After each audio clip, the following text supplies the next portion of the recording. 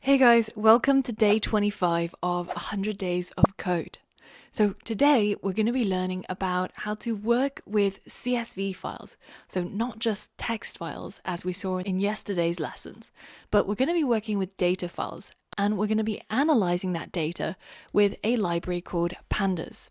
This is one of the most popular Python data analysis libraries, and we're going to get to grips with how we can use it to start getting some insight into our data.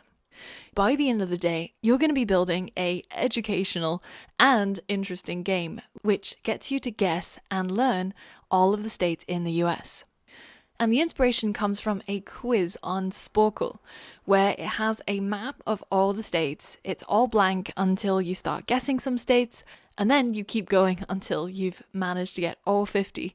Or, like me, you get stuck at 30 out of 50. This game tests you on your knowledge of the names of the 50 states in the US.